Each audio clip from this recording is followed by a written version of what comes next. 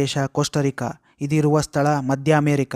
ಸೇನೆ ಯಾಕಿಲ್ಲ ಅಂದರೆ 1948ರಲ್ಲಿ ನಡೆದ ನಾಗರಿಕ ಯುದ್ಧದ ನಂತರ ಮತ್ತೆ ಭವಿಷ್ಯದ ದಂಗೆಗಳನ್ನು ತಡೆಗಟ್ಟಲು ಮಿಲಿಟರಿನ ಅಬಾಲಿಷ್ ಮಾಡ್ತಾರೆ ಮತ್ತು 1949ರಲ್ಲಿ ಅವರು ಸಂವಿಧಾನದಲ್ಲಿ ಇದರ ತಿದ್ದುಪಡಿ ಮಾಡುತ್ತಾರೆ. ಸೇನೆಗಾಗಿ ಅವರು ಮಾಡುತ್ತಿದ್ದ ಖರ್ಚನ್ನು ಶಿಕ್ಷಣ, ಆರೋಗ್ಯ ಮತ್ತು ಸಾಮಾಜಿಕ ಅಭಿವೃದ್ಧಿಗಾಗಿ ಉಪಯೋಗಿಸುತ್ತಾರೆ. ಲಿಸ್ಟ್ನಲ್ಲಿರೋ ಎರಡನೇ ದೇಶ ಐಸ್ಲ್ಯಾಂಡ್. ಇದು ಉತ್ತರ ಅಟ್ಲಾಂಟಿಕ್ನಲ್ಲಿರುವ ದೇಶ.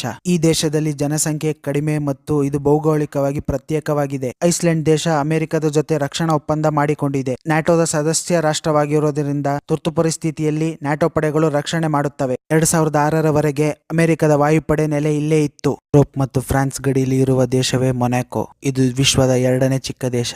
ಈ ದೇಶದ ಜನಸಂಖ್ಯೆಯು ಕಡಿಮೆ ಮತ್ತು ಸಣ್ಣ ಪ್ರದೇಶ. ಮೊನಾಕೋ ದೇಶದ ರಕ್ಷಣೆ ಜವಾಬ್ದಾರಿಯನ್ನು ಫ್ರಾನ್ಸ್ ದೇಶ ಹೊತ್ತುಕೊಂಡಿದೆ. ಮೊನಾಕೋ ದೇಶದ ಭದ್ರತೆಗಾಗಿ ಪೊಲೀಸ್ ಮತ್ತು ಪೊಲಿಟಿಕಲ್ ಗಾರ್ಡ್ಸ್ ಇದ್ದಾರೆ. ಇಲ್ಲಿ ಕ್ರೈಮ್ ರೇಟ್ ಆಲ್ಮೋಸ್ಟ್